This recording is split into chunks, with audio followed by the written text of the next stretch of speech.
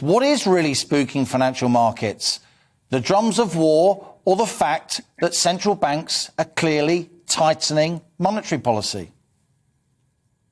Well, the tensions between Ukraine and Russia have been really firing up this week, but the sell-off that we've seen has really predated that. We've seen the tech-heavy NASDAQ suffer its worst start to the year since 1980, with the major indices in correction territory now, meaning that they're down more than 10% from recent highs.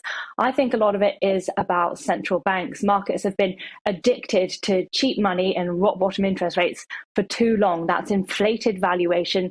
And now it's time for a healthy correction as central banks look to curb inflation as a key issue that could potentially stymie economic growth going forward.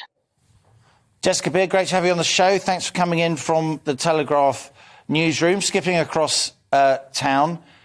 What's your take on this? You really report on the personal finance angles, the pensions, the savings products and all the rest of it. Should people be concerned that financial markets clearly are pretty jumpy?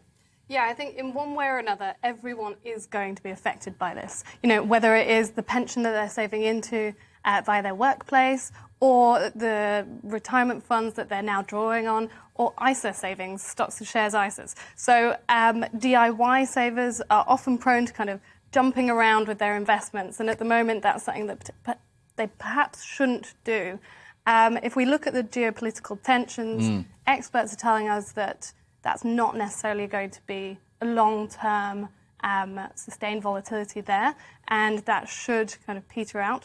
But the biggest issue is rising interest rates, rising inflation. So one thing to look at is what is doing well at the moment. So banks, financials, they all profit when interest rates are going up. They have higher margins.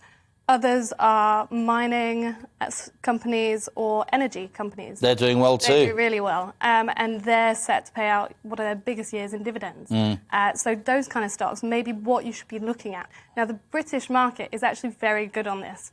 I think it's about 39% of the British market is made up of these types of stocks. So actually, while there was a correction yesterday and it dropped quite sharply, it's also bounced back a bit.